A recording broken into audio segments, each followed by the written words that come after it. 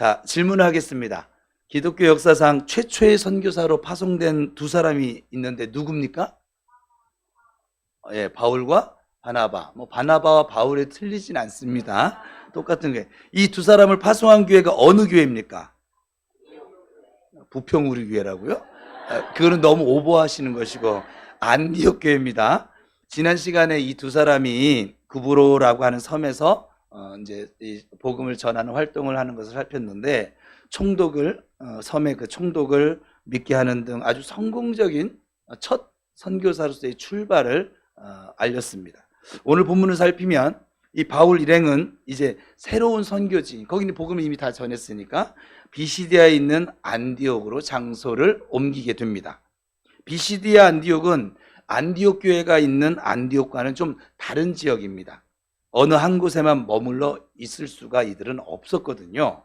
왜냐하면 복음이 머물러 있는 동안에 그 사이에도 수많은 사람들이 죽어가고 있기 때문에 이들은 잠시 동안도 머물러 있을 수가 없었습니다. 그러니까 복음 확장은 여러분 누구에 의해서 이루어져야 됩니까? 누구에 의해서 이루어져야 될까요? 부담스러워서 대답을 안 하는 거죠, 지금. 예? 누군지 알면서. 예수님을 구주로 만나고 믿고 있는 모든 사람은 이 복음의 빚진 자입니다. 왜? 우리도 그 전하는 누군가 때문에 지금 예수를 믿고 있는 것이니까. 그렇죠? 복음 확장에 단 한 사람도 예외일 수 없습니다. 여러분 모두 다 복음을 확장시키는 일에 쓰임받게 되기를 축복합니다. 점점 더 전도 대상자가 좀 많아지셔야 돼요. 복음 확장이 없는 그리스도인을 예수님께서 어떻게 보고 계실까요? 바울과 바나바처럼 여러분 모두가 복음 확장에 아주 제한 없이 하나님이 망설이지 않고 태호야 좀 저쪽에 나를 위해서 가줄래? 네, 이럴 수 있는 사람들 될 수 있기를 축원합니다. 오늘 본문 13절을 읽겠습니다. 시작. 바울과 및 동행하는 사람들이 바보에서 배 타고 밤빌리아에 있는 버가에 이르니 요한은 그들에게서 떠나 예루살렘으로 돌아가고. 이 13절 하반절에 보면 요한이 예루살렘으로 돌아갔다. 이 바울과 바나바를 수종들기 위해서 전도 여행에 동참했었거든요. 이 요한은 마가 요한을 얘기해요. 도중에 그런데 사명을 포기하기에 이르릅니다. 그리고 다시 원위치하고 말았습니다. 그런데 감사한 것은 이 마가 요한이요, 거기서 끝나지 않았다는 거예요. 포기한 채로 끝나지 않았다는 거예요. 2차 이제 다시 전도 여행 시에 바나바와 함께 팀을 이루어서 선교에 임하게 됩니다. 1차 때의 실패를 거울 삼아서 다시 도전했던 것이지요. 하나님께서 또 한 번의 기회를 주신 것입니다. 사명 감당하다가 우리도 실패한 경험들이 있잖아요. 힘들어서 또 다른 이유로 중도 포기했던 우리 과거를 가지고 있잖아요. 좋으신 하나님께서 다시 회복의 기회를 주심을 믿고 새로운 각오로 다시 한번 도전할 수 있기를 축복합니다.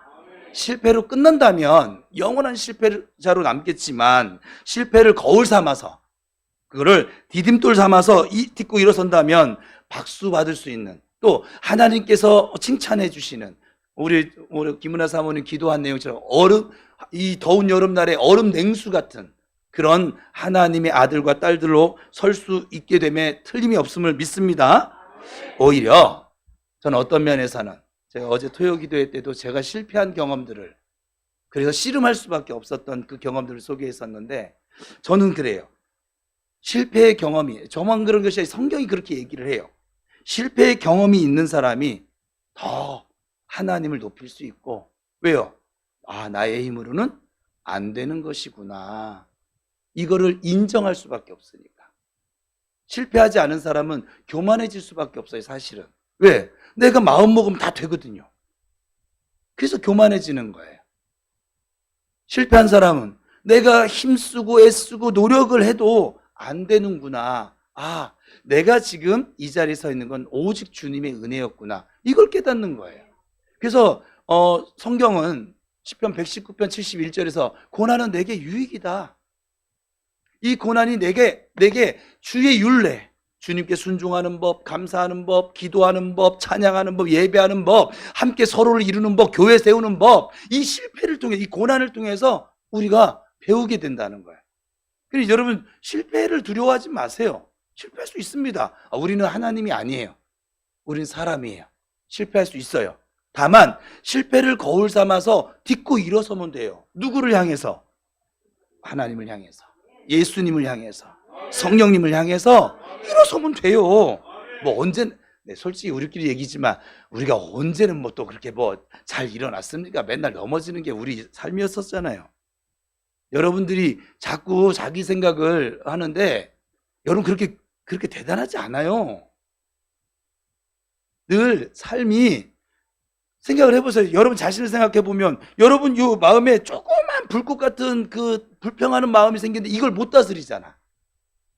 그래서 마음은 그게 아닌데 말은 헛나가서 막 부부싸움 하는 거 아니에요. 우리 부부만 그러고 살고 있는 거죠. 네. 내가 이제 앞으로 이런 말을 안 할까 봐. 이런 말 할 때마다 내가 자괴감이 들어요. 바울과의 관계도 이 마가 요한이 다시 회복되어집니다. 죽음을 목전에 둔 바울이 마가 요한을 아주 부쩍 그리워하고 보고 싶어 합니다. 디모데후서 4장 11절인데 같이 읽습니다. 시작. 누가만 나와 함께 있느니라. 내가 올 때에 마가를 데리고 오라. 그가 나의 일에. 마가 요한이 이제 이 바울 사도에게 매우 유익한 사람으로 이미 성장해져 있었습니다. 실패의 고통을 딛고 일어선 아주 믿음으로써 일어선 모습입니다. 저와 여러분에게 이제껏 사실 많은 실패가 있었습니다. 이 앞에 있는 목사는 여러분 생각한 것보다 정말 많은 실패를 경험했습니다. 제가 쫓겨남을 당한 것이 교역자로서 3번이고요. 그리고 오해를 받은 거는 뭐 셀 수도 없는 것 같아요. 수없이 많은. 자존심 상하는 상황을 만난 것도 엄청나게 많죠. 근데 전 누구보다 자존심이 세고 누구보다 고집이 세고 저도 대장이었거든요. 그러니까 제 뜻에 반하면 저는 가만히 있지는 않았어요. 그전에는 그냥 참지 않았어요. 바로 액션이 나타나는 사람이었었는데, 그래서 학교도 막 안 갔어요. 선생님이 싫어서. 그냥 막 하여간 전 정말 제멋대로였거든요. 그런데 하나님이 그런 나를 이렇게 목사로 쓰려니까 어때요? 자꾸 내려놓을 수밖에 없는 실패를 경험하게 하셨더라고요. 지금 돌아보니까 그래요. 제가 하나님께도 그때 이래서 그러면 이런 일을 만나게 하셨던 거예요. 그렇지? 그래서 지금 정 목사의 모습이 이만큼 되어졌지? 아마 그때 모습에서 제가 목회를 하고 있잖아요. 교회 무너뜨릴걸요. 제가 무너뜨릴 거예요 아마. 왜? 나여가 나올 것이니까. 이 교회는 누구의 것이에요? 하나님의 것입니다. 그러면 누가 나타나야 돼요? 하나님이 나타나야 됩니다. 누구의 뜻이 이루어져야 됩니까? 하나님의 뜻이 이루어져야 됩니다. 근데 제가 아마 그때 그 훈련들이 없었으면, 그 실패들이 없었으면 지금 하나님을 나타내는 것이 아니라 나를 나타내겠죠. 내 욕심을 나타내고 내 자존심을 나타내고 아마 그런 목회를 하고 있을 거예요. 사람 목회를 하고 있을 거예요. 저는 그냥 안 하면 안 했지. 지금은 정말 여러분 교회는 하나님의 것이 앞에 있는 목사 볼 것도 없어요. 저는 여러분들이 제 칭찬을 안 해줘도 좋아요. 여러분들이 하나님만 향할 수 있으면 정말 최고예요. 여러분들이 하나님 앞에 엎드릴 줄 알고 예수 그리스도의 보혈을 의지할 줄 알고 성령님을 쫓아 행할 수 있는 그런 성도만 되어진다면 좀 무엇이든지 할 거예요. 제 자존심 따위가 뭐가 중요해서 이미 십자가에 다 버려버렸는데. 그렇잖아요? 여러분이 주님을 따르실 수 있기를 바랍니다. 그러나 하나님은 우리 그 수많은 실패 속에 포기하지 않고 기다리고 또 기다리십니다. 지금도 기다리고 계십니다. 다시 시작하겠다는 새로운 결단이 주 안에서 이 시간 성령님이 주신 믿음을 따라 이루어지기를 축복합니다. 비시디아 안디옥에 도착한 이 바울 일행은 회당에서 이제 설교할 기회가 주어졌어요. 바울이 대표로 설교를 시작합니다.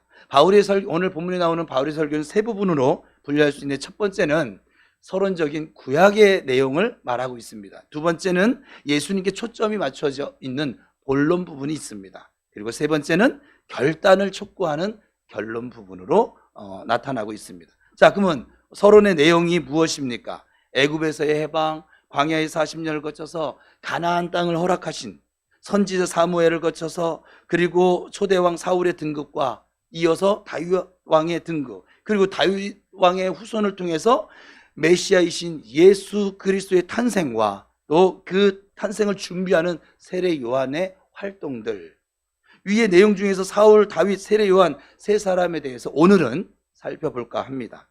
먼저 사울이에요. 사울은 참 안타까운 사람이긴 한데, 사울은 하나님이 세우신 이스라엘 최초의 왕입니다. 여러분, 무엇이든지 성경에 보면 첫이란 단어가 아주 의미가 있고 소중합니다. 우리 교회에서도 첫에 해당되는 그 무엇이 되어지면 저는 온전히 하나님께 다 봉헌할 거예요. 첫. 근데 이 사울이 어떤 왕이냐면, 여러분, 사울 왕을 무시하면 안 돼요. 굉장한 왕이었어요. 첫 왕이었어요. 하나님께서 세우신. 얼마나 영광스러운 왕인지 몰라요. 사울이 선택되어질 당시의 모습을 보면 성경은 이렇게 표현해요. 그는 겸손했습니다. 그리고 하나님을 경외할 줄 아는 사람. 제 표현대로면 하나님을 두려워할 줄 아는 사람이었어요. 그러니까 하나님 앞에서 코람데오의 삶을 살던 사람이 바로 사울왕이었습니다. 그러나 이 처음의 마음이, 이 처음의 믿음이 끝까지 계속되어지지를 못했어요. 변질되고 말았습니다. 사무엘상 13장 13절에서 14절 같이 읽어봅니다. 시작. 사무엘이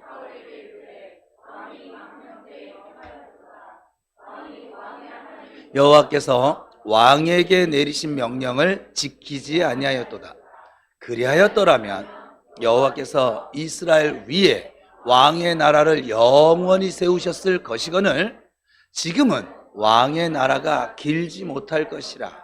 여호와께서 왕에게 명령하신 말을 왕이 지키지 아니하였으므로 여호와께서 그의 마음에 맞는 사람을 구하여 여호와께서, 그러니까 오늘 말씀을 보면요, 이 사울이 참 안타까운 거예요. 저는 제 입장에서 안타까워요. 뭐냐면 이스라엘 위에 사울의 나라를 영원토록 세우게 됐을 것이거든요. 변질이 되지 않았으면. 유감스럽게도 하나님께서 다른 사람을 이스라엘의 왕으로 삼으셨다는 내용이에요. 사울에게는 사실 그의 인생에 그가 상상도 할 수 없는 엄청난 복이 들어왔어요. 엄청난 은혜가 들어왔어요. 하나님의 자비죠. 이제 하나님과 좋은 관계가 유지만 시켜도 됐었거든요. 그 복은 영원토록 사울뿐만 아니라 사울의 후손, 대대 후손들이 다 누릴 수 있는 복이었습니다. 그러나 하나님과의 관계가 깨어지고 말았습니다. 그래서 하나님은 그에게 주어졌던 복을 다윗에게 옮기십니다.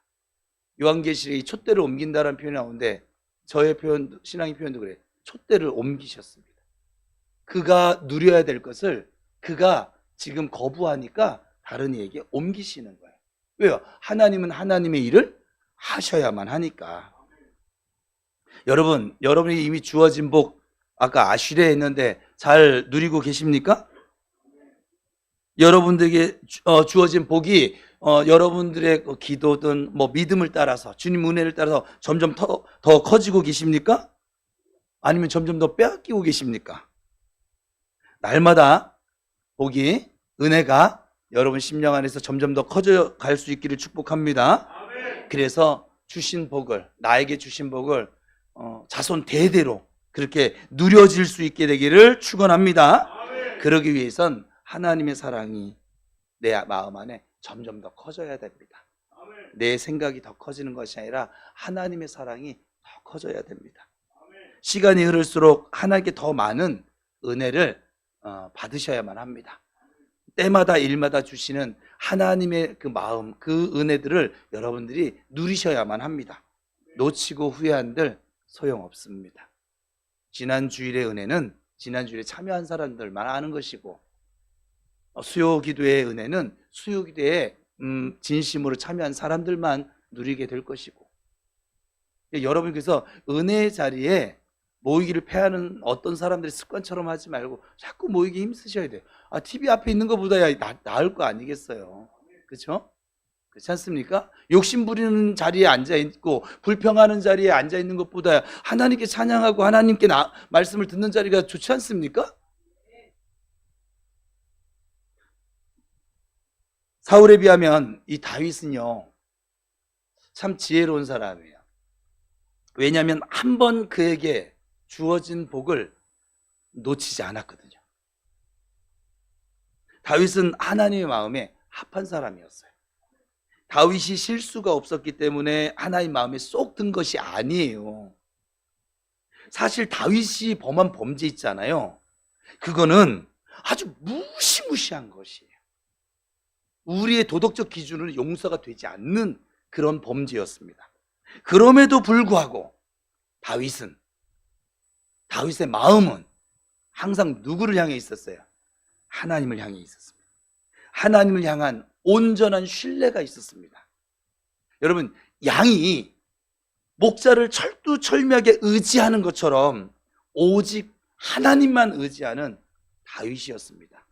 그래서 하나님이 하나님 마음에 쏙 든 것이에요. 뭘 잘해서 든 것이 아니에요. 저는 여러분들의 마음이 언제나 주를 향해 있기를 축원합니다. 누가 예수 잘 믿느냐? 늘 예수를 바라보는 사람이 잘 믿는 거예요.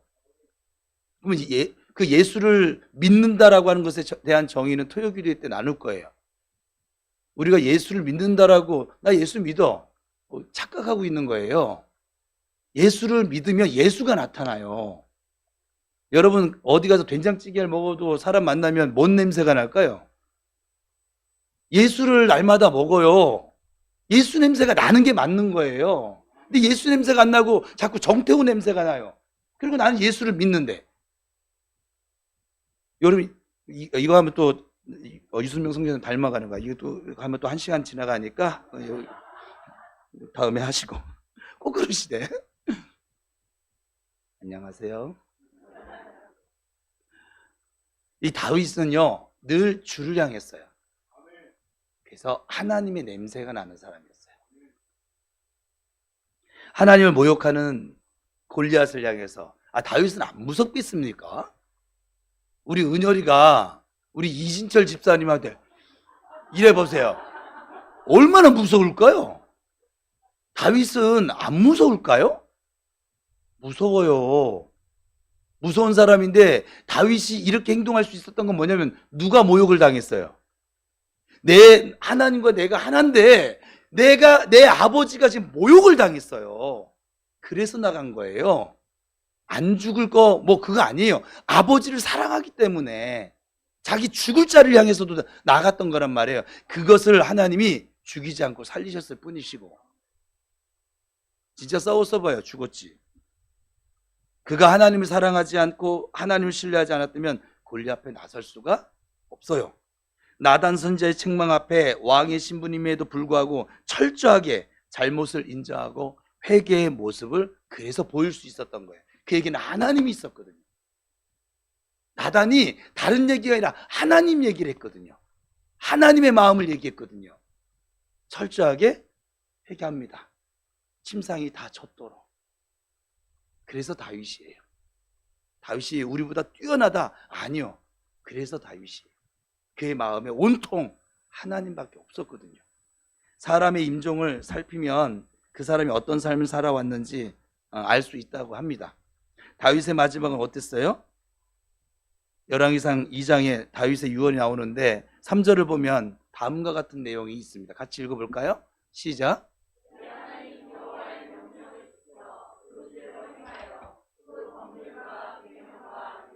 증거를 모세의 율법에 기록된 대로 지키라.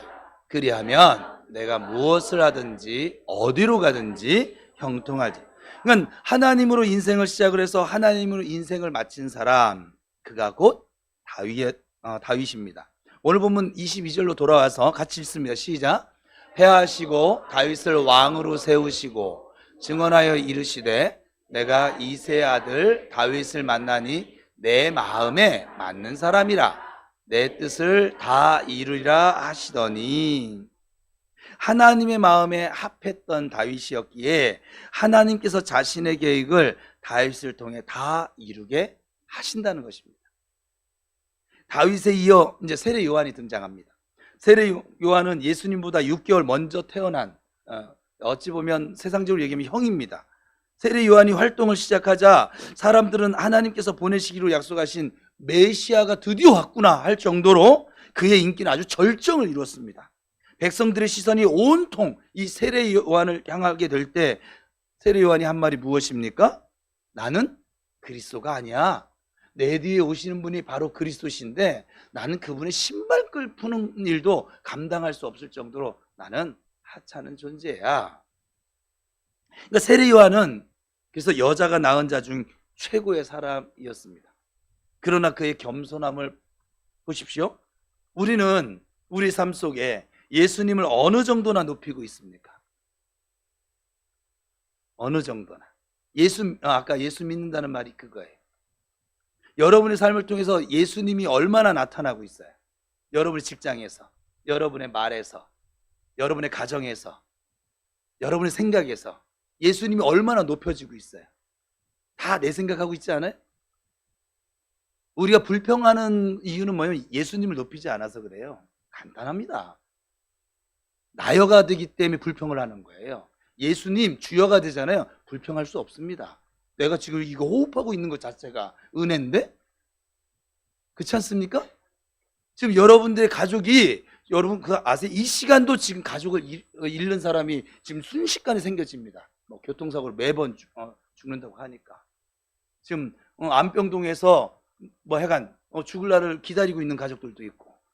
여러분 지금 사랑하는 가족들과 함께 호흡을 하고 같이 밥을 먹고 같이 대화를 나누고 함께 교회를 하고 불평할 게 뭐가 있을까요 도대체? 있을까요? 없지요. 그래서 여러분 앞으로 생각하세요. 나의 삶에 기쁨이 사라져, 감사가 사라져, 반대로 슬픔고 별로 우울하고 기분 안 좋고 그리고 불평이 자꾸 생겨. 그러면 내가 지금 나여로 살고 있구나. 틀림이 없습니다. 주여로 사는 사람은 그럴 새도 없어요. 사실은 감사한걸요 뭘. 그리고 기도의 자리에 자꾸 나를 앉히게 되어지고 예수님을 높이는 자리에 자꾸 나를 끌고 가고 하나님의 사랑을 나타내는 일에 내 몸을 수고하게 만들어가고 저절로예요. 되어지는 거예요. 내가 하려고 하는 게 아니에요. 여러분 복음은 되어지는 거예요. 여러분이 노력하면 뭐 얼마나 하겠습니까? 여러분 기도하면 얼마나 할까요? 여러분 예배를 정성스럽게 드리면 얼마나 드릴까요? 일주일 144시간 중에 여러분 하나님 예배하는 시간 얼마일까요? 예? 이렇게 예수님 얘기하면 이상하게 조름마기들이 그죠? 막 어마어마한 세력으로 다가와요. 그렇죠? 참 신기해요. 이 영적인 세계를 알면 당연해요. 어떻게 보면.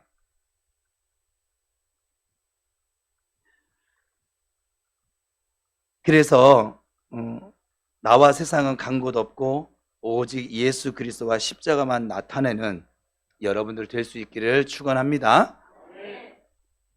바울의 설교는 이 서론에서 이 구약의 역사를 이렇게 살핀 뒤에 이제 본론에서 복음의 핵심은 예수 그리스도니까 예수 그리스도께로 초점이 맞춰집니다. 예수 그리스도는 다윗의 후손이다. 왜냐하면 이들에게 왜 이 얘기를 하냐면 이들에게 다윗의 계통에서 메시아가 온다라고 하는 예언이 있기 때문에 그래요. 그래서 다윗의 후손이다. 예수 그리스도는 이스라엘 최고의 선지자인 세례 요한이 예수 그리스도라고 메시아라고 인정한 분이다. 그런데 너희는 그 사실을 깨닫지를 못했다. 그리고 죄 없는 그분을 십자가에 못 박아 죽였다. 그러나 하나님께서 그를 살리셨고 살아나신 그분은 40일 동안 여러 사람들에게 환영이 아니고 여러 사람들에게 자신의 모습을 보이셨다. 다윗의 시체는 썩었지만 그분의 육체는 썩지 아니하고 있다. 예수님을 소개하는 내용이 요약이에요. 이제 본론을 구체적으로 살펴볼게요. 26절 같이 읽습니다. 시작. 너희 중 하나님을 경외하는 사람들아, 이 구원을 말씀을 우리에게 보내셨거늘. 이 구원의 말씀을 우리에게 보내셨거늘, 이 말씀의 뜻이 뭘까요? 구약에 약속되어져 있던 그 메시아가 이 땅에 오셨지만 하나님께서 우리 민족에게 보내셨지만 이라고 하는 뜻입니다. 이어서 27절 시작. 에어컨 온도를 좀 1도만 좀 더 내리세요.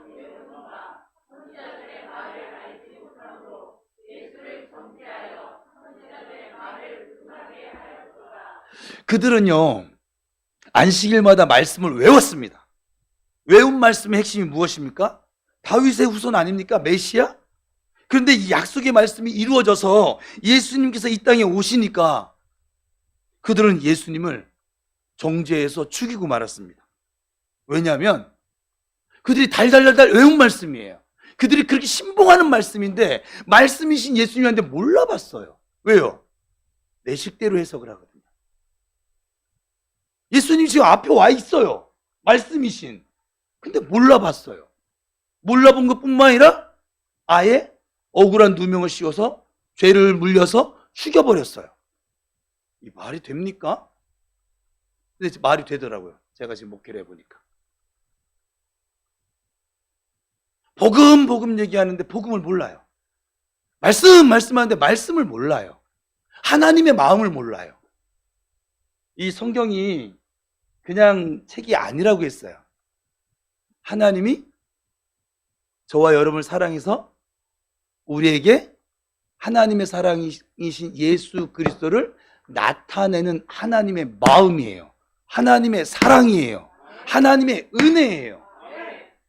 근데 이걸 글로 보는 사람들이 있더라고요.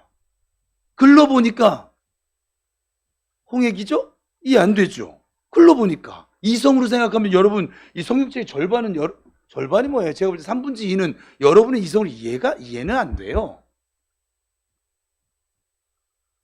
이걸 이성으로 보라고 준 게 아니라고요. 사랑으로 보라고요. 하나님 나를 사랑해서. 여러분 하나님의 사랑으로 이 성경을 보잖아요. 우리에게 그 심판을 말씀하시는 부분이 나와도 은혜예요. 이렇게 하나님 없이 살면 결국은 이렇게 살게 되어질 것이니까 그래서 하나님이 경고를 세게 하시고 그리고 나와 함께 살자 말씀하시는구나. 바르게 깨닫는 거예요. 사랑으로 보세요. 하나님 여러분들을 언제 이성으로 대하셨습니까? 이성으로 대했으면 다 죽었어요. 사랑으로 대하고 계시잖아요. 하나님이 사랑으로 대하고 계신데 왜 하나님의 마음은 왜 이성으로 자꾸 대하려고 하세요? 왜 글자로 대하려고 하세요? 하나님은 지금도 우리 사모님 기도한 것처럼 상반기 동안 우리를 한 번도 떠나신 적이 없으세요. 우리 교회를 떠나신 적도 없으시고 여러분들 지금 교회를 처음 나오신 분들도 당신들 떠나신 적이 없으세요. 하나님은 언제나 함께하고 계세요. 내가 하나님을 떠난 것이지 하나님은 결코 우리를 떠나시지 않습니다. 그 하나님께로 돌아갈 수 있기를 축복합니다. 그 하나님의 사랑의 증거가 누구라고요? 예수 그리스도라고요. 근데 이 사람들은 성경을 얘기하면서 그 예수 그리스도를 잡아 죽입니다. 왜요? 몰랐기 때문에. 예배 정신이 무엇입니까? 영과 진리로 드려야 하나님께서 받으신다는 거예요. 그런데 그 정신을 모르고 그냥 예배를 드리니까 1000번을 드리든 10,000번을 드리든 하나님께 전혀 상관없는 그런 예배를 하고 있는 것이죠. 사람들이 예배에 참석하기만 하면 되는 것으로 착각을 하십니다. 착각입니다. 예배를 모르는 거예요. 예배를 모르는 사람들이 그렇게 예배를 드리는 거예요. 예배를 알게 되면 그렇게 예배할 수 없어요. 하나님 외면한 채로 예배할 방법 없어요. 나여러 이 예배 시간에 서 있을 수도 없어요. 불가하니까. 오직 예수 그리스도의 보혈로 이게 주여예요. 여러분들이 기도를 많이 한 주간은 예배 드리러 오면 막 신나죠. 막 기도 많이 했거든. 이번 주는 죄도 별로 안 진 것 같고. 그러면 여러분 52주 중에 여러분 예배를 제대로 드릴 수 있는 주가 몇 주나 될까요? 우리 박은서 집사님은 솔직하니까 몇 주나 될까요? 없어요. 그래서 언제나 하나님 앞에 나올 때는 우리의 모습, 우리의 노력, 자기의 의로는 나아갈 방법이 없다고요. 그래서 예수 그리스도의 보혈을 의지하라는 거예요. 그리스도의 보혈이 내 모든 죄를 다 덮어버리니까, 죄인인 나를 의인으로 삼아주시는 그 하나님의 방법이니까. 그래서 넘어져도 괜찮다고요. 일부러 넘어지지 마세요. 아프니까. 넘어져도 괜찮아요. 실패해도 괜찮아요. 왜요? 하나님이 여전히 나와 함께하고 계시고 세상 끝날까지 함께 하실 것이니까. 아버지가 살아계세요. 아버지가 살아있는 한 여러분들은 결코 죽을래 죽을 수도 없어요. 성경이 그걸 선포해요. 옆 사람 축복해서 당신 안 됐어. 당신 죽을래도 죽을 수가 없어. 시작.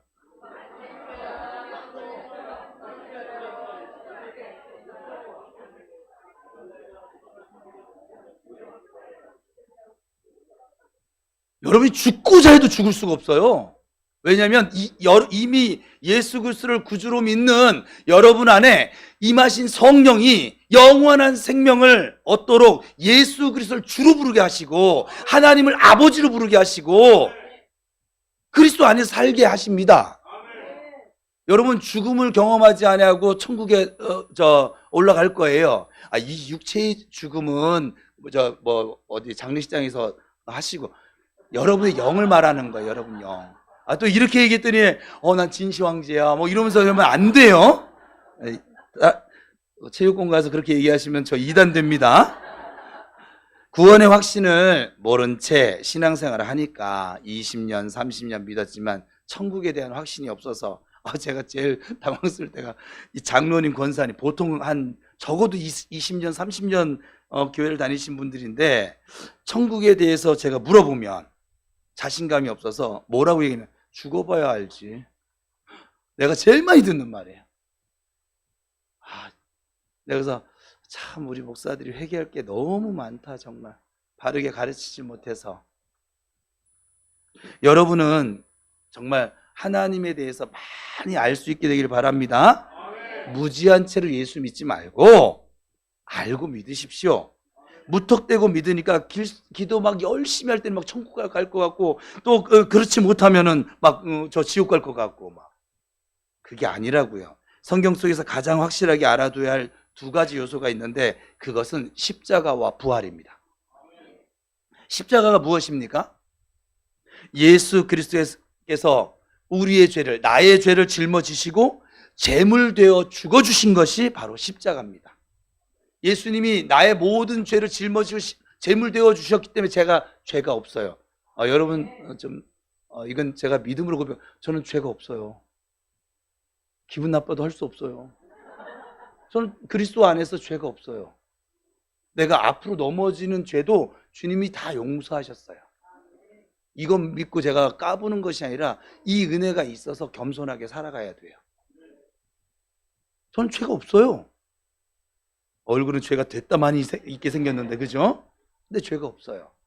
제가 거룩한 것이 아니라 내 죄를 위해 십자가에 달리신 예수님이 거룩하시기 때문에 제가 지금 거룩한 존재입니다. 여러분들도 여러분들이 어떤 행동 때문에 거룩해질 방법은 앞으로도 없어요. 죽을 때까지 없어요. 이 세상을 떠날 때까지 없어요. 불가능해요. 그런데 여러분 안에 임하신 그 성령으로 말미암아 예수 그리스도가 십자가에서 여러분의 죄를 위해서 죄를 짊어지고 죽으신 것을 그 마음에 믿으면 이미 의인 되어졌고 입술로 그걸 시인하면 구원에 이미 천국 백성이 하늘나라 심이 되어졌다고요. 그러니까 우리의 존재 가치는 처음부터 끝이 예수님이에요. 그래서 지금 우리가 지금 살아가잖아요. 그러면 누가 툭 꺼내면 예수님, 툭 꺼내면 예수님, 이게 나와줘야 돼요, 사실.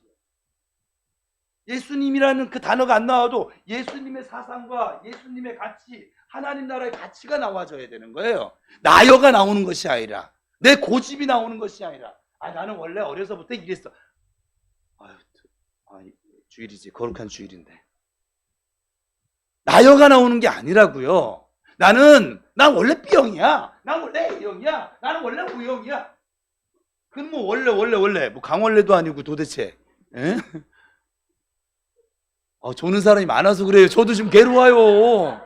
이 예수 얘기를 하면 이제 영적인 세계 좀 신기해요. 예수 얘기를 하면 진짜 확 이렇게 막 여기 보여요. 이 졸음마귀가 여러분 피곤해서 조는 게 아니라니까요. 예. 자, 우리 옆에 있는 사람 어깨 주물러 줍시다. 오늘 설교가 길지 않으니까. 자, 잠깐 주물러 줄게요. 저기 눈꺼풀이 무거운 사람은 이렇게 주먹으로 이렇게 통통통통통 때려주세요. 그냥.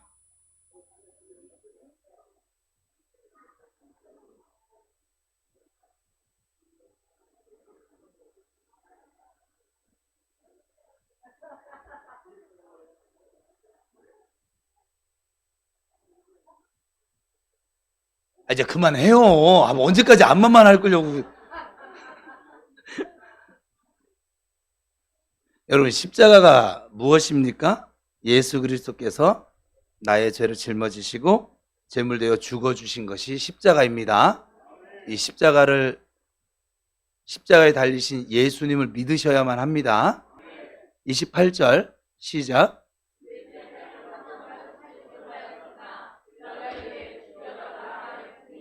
주님은 죄가 하나도 없으신 분이셨습니다. 그래서 십자가상의 제물이 되신 것입니다.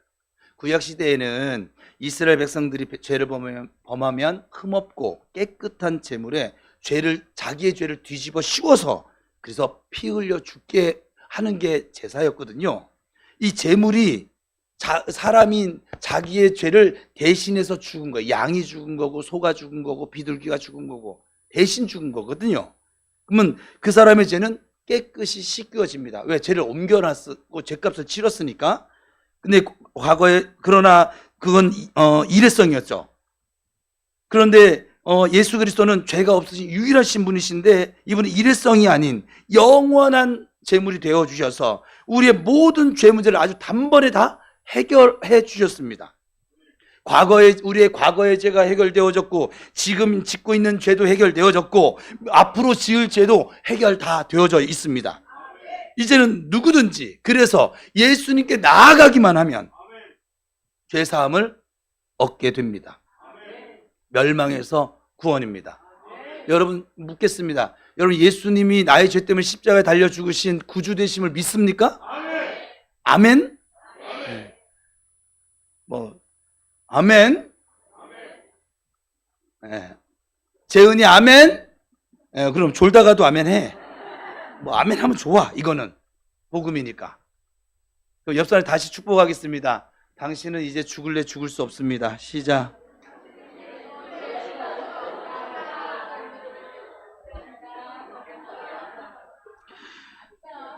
여러분 누가 나 대신 죽어줄 수 있을까요? 십자가보다 더 큰 사랑을 어디서 우리가 이 세상에 찾을 수 있을까요? 십자가가 죄값을 해결하기 위한 죽으심이라면 부활은 아까 십자가 부활이라 했잖아요. 부활은 승리요 영원히 살아남을 의미하게 됩니다. 예수님이 부활이 없었다 그러면 우리의 부활도 없습니다. 부활이 없다면 사실 우리도 그 길로 끝입니다. 고린도전서 15장에서 바울이 이 부활에 대해서 설명한 말이 나와요. 부활이 없다면 우리가 지금 지니고 있는 이 믿음도 헛것이고 우리 모두는 여전히 죄 가운데 있을 것이다 라고 선포를 합니다.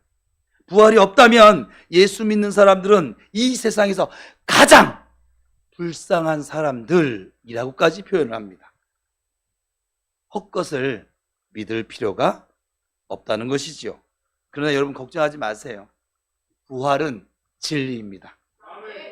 부활이 있기 때문에 우리 기독교가 저는 딴 데 가서 종교라고 표현을 안 하거든요. 왜냐하면 하나님이 종교가 아니세요. 종교는 어떤 대상을 신봉하는 건데 하나님은 그냥 저하고 가족이거든요. 예수님은 저하고 가족이시거든요. 그리고 지금 저와 함께 살고 계시거든요. 근데 이게 종교가 될 수가 없어요. 저는 하나님의 자녀 아들이거든요. 나는 하나님 나라 시민이거든요. 죽은 자를 내가 신봉하는 게 아니거든요. 그래서 제가 신학교 다닐 때서부터 그랬어요. 나는 내가 믿는 이 하나님을 종교에 비교해서, 근데 종교학에서 비교하는 그게 나오면 제가 뭐 기독교 이러는데, 뭐 기독교는 틀린 말이에요. 예수님을 믿는, 약간 종교는 아니에요. 저희가 삶이었어요. 믿음은 삶이에요. 생활이에요. 종교가 아니라고요. 다른 종교랑 비교하는 것조차도 저는 싫어요. 그냥 그들은 죽은 자들을 얘기하는 것이고, 저는 지금 살아계셔서 나와 함께하는 분을 얘기하는 것이고. 그래서 이 부활하신 예수님께서 일시에 500명에게 몸소 보이셨습니다. 역사를 보면 못 박힌 못자국을 직접 만져본 제자도 있습니다. 의심만. 많은 사람들이 부활하신 예수님과 함께 생선도 먹고 함께 먹고 마시기도 하셨습니다. 부활에 대한 아주 수많은 허다한 증인들이 있다는 말입니다. 그리고 무엇보다도 우리의 믿음이 이 부활을 확신하고 있습니다. 진짜 성도들은 모두 다 부활을 믿음으로 받고 있습니다. 여러분 가운데 혹시 이 부활의 확신이 없이 교회를 다니고 계신 분이 계십니까? 다윗은 썩었지만 예수님은 썩지 않으셨습니다.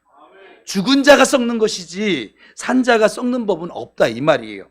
부활을 아무리 받아들이고 싶어도 받아들여지지가 않아요? 믿고 싶지만 믿어지지 않아요? 그러면 한 가지만 더 제시해 볼게요. 제가 성경이 누구의 말씀입니까? 성경이 하나님의 말씀인 것은 믿으세요?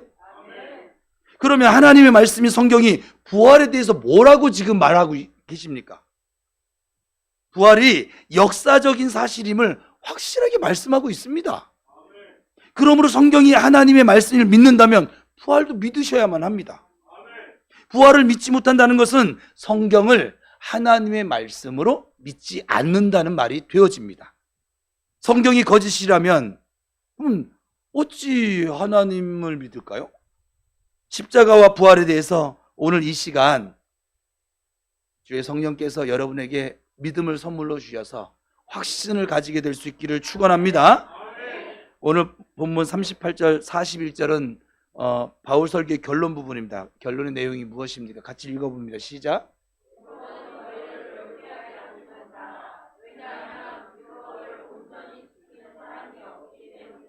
그러나 예수 그리스도를 믿으면 죄사함을 얻고 의롭다 하심을 얻느니라. 그러기에 너희는 예수 그리스도를 믿어야 한다. 그러나 끝까지 믿지 않는다면 멸망당할 뿐이니라. 예수님을 믿는 자는 무조건 구원입니다. 그가 잘났든 못났든 이제 믿든 저때 믿었든 오른편의 강도는 죽기 바로 직전에 예수 믿어 구원받았는데, 우리의 조건과 상관없이 예수님을 믿으면 무조건 구원입니다. 왜 구원이냐? 죄가 없어졌기 때문에 그래요. 우리가 잘났고 잘면서 구원이 아니라 십자가를 지시고 부활하신 예수님의 공로 때문에 구원받는 거예요. 믿기만 하면 의롭다함을 받습니다. 의인 되어지는 거예요. 내가 죄가 없어서 의인이 아니라 예수의 피가, 예수 그리스도의 보혈이 나를 의인 삼아 주시는 거예요. 그러기에 의인된 자에게 멸망은 없습니다. 믿는 자에게는 영원한 천국만이 있을 뿐입니다. 반대로 믿지 않는 자에게는 영원한 멸망뿐인 것이지요. 여러분, 바울이 예수님에 대해서 설교한 이유가 무엇일까요? 이것도 중요해요. 이 현대 성도들이 여기까지 못 나가더라고요. 제가 볼 땐 그래요. 바울이 예수님에 대해서 설교하고 있잖아요, 지금. 그럼 이 설교를 왜 할까요? 오직 한 가지, 영혼 구원 때문에. 오직 한 가지, 영혼 사랑 때문에. 자기 지금 지식 자랑하고 있어요? 자기 믿음 좋다고 막 자기 믿음 자랑하는 거예요? 나 설교 잘해 하고 설교 자랑하는 거예요? 아니에요. 영혼 살리려고요. 영혼 구원하려고. 저희가 경로당에 가면 나이 드신 분들이에요.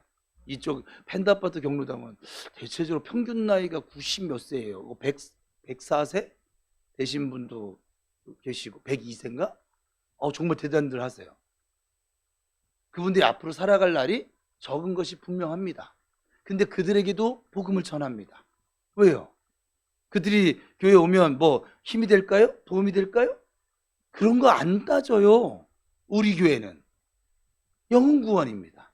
이 땡볕에, 이 더운 날에 가서 섬기는 이유, 영혼 구원 때문에 그렇습니다.